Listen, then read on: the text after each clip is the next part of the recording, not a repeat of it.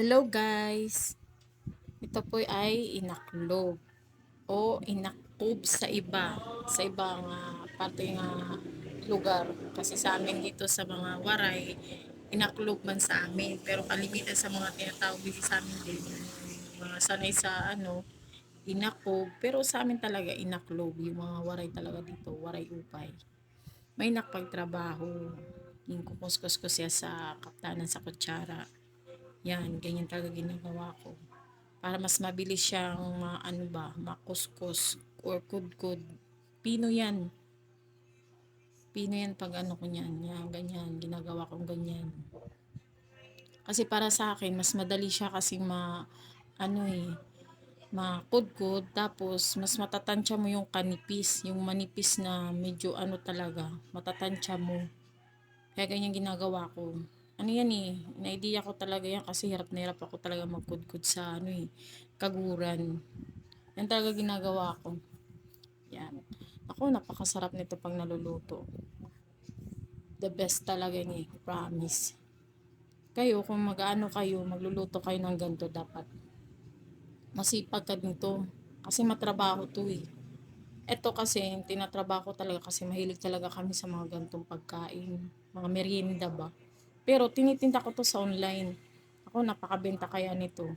Salamat sa to mga itong mga customer ko. Kung halimbawa, makag-imod kami sa sa post. Shout out ngayon sa mga viewers ko nga mga customer ko.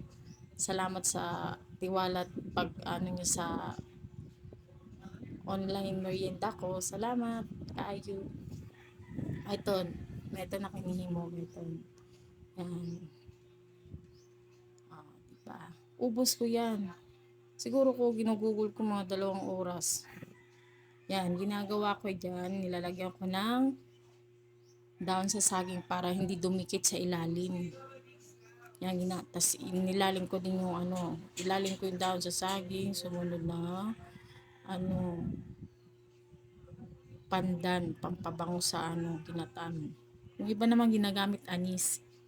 Yan, ginagawa ko ganyan.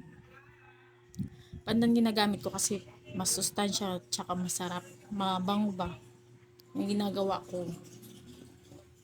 Diba? Siguro ko matrabaho ko to mga 5 hours. Kasi babalat ka pa, magkukudkod ka pa, magkakagod ka pa. O, diba? Bongga. Yan, o, diba? Pati naman na pagkagod ko, inaano ko pa.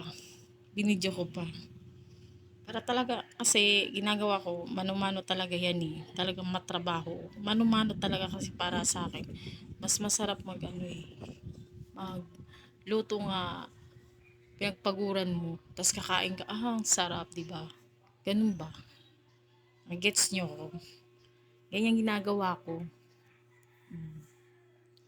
Ano yan? 5 kabuok nga lubi. Oh, tama, 5. Para mas pag naluluto, mantika. Pag labi na yung matagal kasi yan maluto eh. Pero kung malakas yung apoy o kalayo, maano naman, pero kailangan mo bantayan gihapon kay para hindi dumikit yung hindi ba magdugang or mag ba dun sa ilalim. Kailangan kasi pag nagluluto ka nito, babantayan mo kasi para makuha mo yung gusto mong luto. Yung ginagawa ko.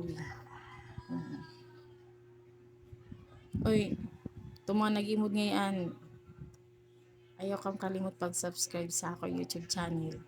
Kaya damo pakmay nga video. Labi na ako mga bihira lang niyo makaon.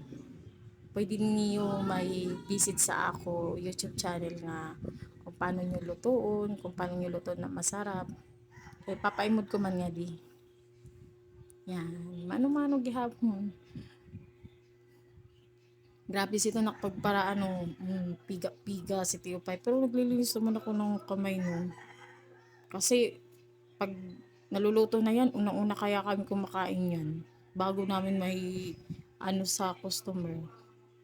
Kami muna tumitikim bago yung customer. Syempre.